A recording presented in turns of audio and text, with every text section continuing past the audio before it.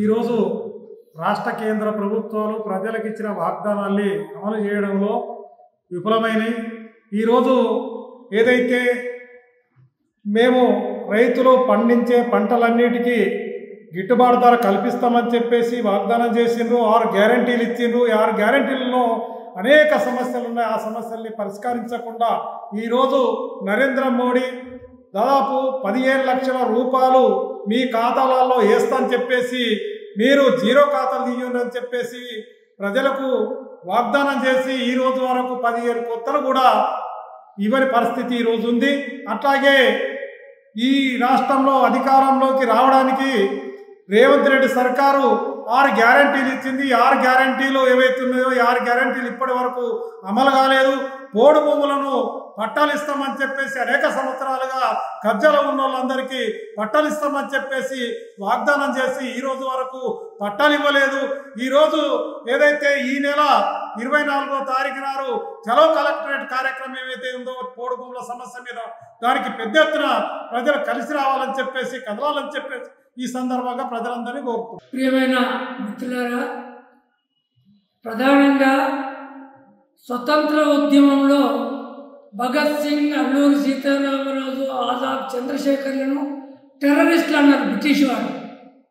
ఈరోజు న్యాయం కోసం పోరాడుతున్నటువంటి ఉద్యమకారులకు నక్సలైట్ అనే పేరు పెట్టి, తీవ్రవాదం అనే పేరు పెట్టి పిట్టల్ని కాల్చి చంపినట్లు మోడీ ప్రభుత్వం చంపుతుంది. నిన్నగాక మొన్న మా దగ్గర 9 మంది సెంట్రల్ కమిటీ సభ్యులు అరెస్ట్ అయిన మా అదుపులో ఉన్నారని చెప్పారు. కానీ ఇవాళ మాకు సంబంధం లేదు, అసలు మేము అరెస్ట్ చేయలేదు అని చెప్పి కోర్టులకు చెప్తున్నారు. ఈ రకంగా మీరు బాలుని ఎంత గట్టి కొడితే అంత గట్టిగా పైకి లేస్తుంది. ప్రజా ఉద్యమాలను మీరు అణచాలనుకుంటే అంతకంటే తీవ్ర స్థాయిలో వస్తుందని ఈ సందర్భంగా మేము హెచ్చరిస్తూ, ప్రధానంగా కమ్యూనిస్టు పార్టీ ఏర్పడి డిసెంబర్ 26 నాటికి 100 సంవత్సరాలు పూర్తవుతుంది. ఈ సందర్భంగా పార్టీ రాష్ట్ర కమిటీ ఆధ్వర్యంలో సుందరయ్య విజ్ఞాన కేంద్రంలో హైదరాబాద్లో సదస్సు నిర్వహించబోతున్నాం. అదేవిధంగా 26వ తారీఖు నాడు అన్ని పార్టీ జెండాలు ఎక్కడెక్కడ ఉంటే అక్కడక్కడ ఎగిరేయాల్సిందిగా కూడా ఈ సందర్భంగా నేను విజ్ఞప్తి చేస్తున్నాను. ఈరోజు మనల్ని పరిపాలిస్తున్న రేవంత్ ప్రభుత్వం ఎన్నికల ముందు ఏవైతే హామీలు ఇచ్చిందో హామీలను సరైన పద్ధతులలో అమలు చేయడం లేదు. ఒకటైతే ఇంకో దిక్కు అతివృష్టి అనావృష్టి అనే రకంగా అతివృష్టి రావడం వల్ల ఆరుగాలం కష్టపడి పనిచేసినటువంటి పంటలన్నీ తడిసిపోయి చాలా రకాల రైతాంగం నష్టపోతూ ఉన్నది. కాబట్టి ప్రభుత్వము ఏవైతే హామీలు ఇచ్చిందో వాటిని వెంటనే అమలు చేయాలా. ఆ అమలు చేయకపోతే పెద్ద మొత్తంలో ఆందోళన కార్యక్రమాలు కూడా చేయాల్సి వస్తుంది. కాబట్టి వృద్ధాప్య పెన్షన్సే కానీ, వితంతు పెన్షన్లే కానీ, ఇంకా ఇట్లా అనేకం చెప్పినటువంటి ఈ డబుల్ బెడ్రూమ్లే కానీ, ఈ ఇంటి ప్లాట్లే కానీ, ఇటువంటి అనేక అంశాల మీద చెప్పినటువంటి అంశాలను ఒక్కదాన్ని కూడా సరైన పద్ధతులలో పరిష్కారం చేయడం లేదు. ఇంతకుముందు టీఆర్ఎస్ ప్రభుత్వం ఏదైతే డబుల్ బెడ్రూమ్లు కట్టిందో వాటిని కూడా సరైన పద్ధతులలో పంపకం లేకుండా దానిలో కూడా అన్ని లోపాలు జరిగే పద్ధతులలో వ్యవహారం చేస్తూ ఉన్నది ప్రభుత్వం. కాబట్టి వీటన్నింటి మీద ప్రభుత్వం వెంటనే ఈ సమస్యల పరిష్కారం కొరకు ప్రయత్నం చేయాలా. వీటి పరిష్కారం కొరకు తెలంగాణ ప్రగతిశీల ఆర్మూర్ పాత్రికేయ మిత్రులకు నమస్కారం. ఈరోజు దేశంలో ఉన్న ఖనిజ సంపద, ఈ దేశంలో ఉన్న వనరులని, ఈ దేశంలో ఉన్న సంపదని కార్పొరేట్ కంపెనీలు లూటీ చేయడానికి చేస్తున్న ప్రయత్నాన్ని ప్రశ్నించే వారిని బూటకపు ఎన్కౌంటర్లో కాల్చి చంపడం అతి దారుణం.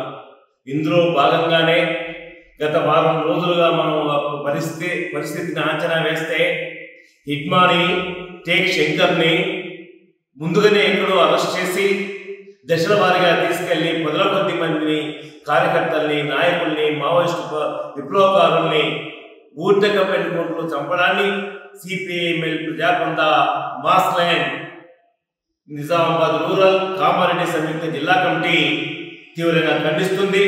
సిట్టింగ్ జడ్జి చేత దీన్ని న్యాయ విచారణ జరిపించి దోషుల్ని కఠినంగా శిక్షించాలని డిమాండ్ చేస్తా ఉంది. మిత్రులారా, దశాబ్దాల కాలంగా ఈరోజు దేశ సంపదని లూటీ చేస్తున్న సామ్రాజ్యవాదుల్ని, అట్లాగే కార్పొరేట్ శక్తులైన ఆదాని అంబానీ ప్రశ్నించినందుకు అనేక మందిని ఉద్యమకారుల్ని పట్టణ పెట్టుకున్న చరిత్ర మనం చూస్తా ఉన్నాం. గత 200 సంవత్సరాల బ్రిటిష్ కాలంలో సంపదని కాపాడుకోవడం కోసం విదేశీ దోపిడీని ప్రశ్నించిన వారిని అల్లూరి సీతారామరాజు అన్నారు, భగత్ సింగ్ అన్నారు. ఈరోజు అదే నేపథ్యాన్ని మాట్లాడితే అర్బన్ నక్సలైట్ అని చెప్పేసి ముద్ర వేసి మతోన్మాద శక్తులైన బీజేపీ ప్రభుత్వం 2014 నుంచి ఈ ప్రజల చేత ఎన్నుకోబడిన, రాజ్యాంగం చేత ఎన్నుకోబడిన ప్రజాస్వామ్యాన్ని అవహేళన చేసే విధంగా నియంతృత్వ పోకడల్ని చేస్తా ఉంది. ఈ నియంతృత్వ ఫాసిజ పోకడల్ని, ప్రజా హక్కుల్ని కాపాడే విధానాన్ని ఒక ప్రజా ఉద్యమంగా ఈరోజు చేయక తప్పదు.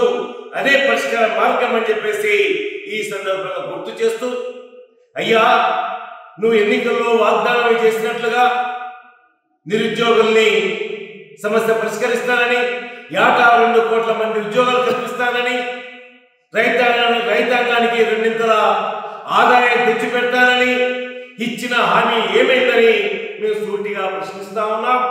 వాటన్నిటికీ ఈరోజు నువ్వు సమస్యలు పరిష్కరించకుండా కార్పొరేట్ శక్తులకు పెద్దపీట వేయడం అనేది, దాన్ని ప్రశ్నించే వారిని అంతమొందించడం అనేది ఈరోజు చరిత్ర చూస్తూ నిన్ను క్షమించదు.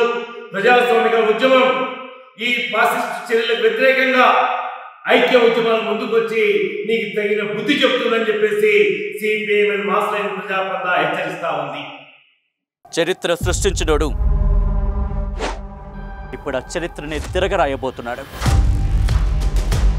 అబద్ధాల గోడల్ని బద్దలు కొట్టి నిజాలను రాగా మీ ముందుంచబోతున్నాడు. నిజమైన వార్తల కోసం వెంటనే డౌన్లోడ్ చేసుకోండి రా యాప్ని.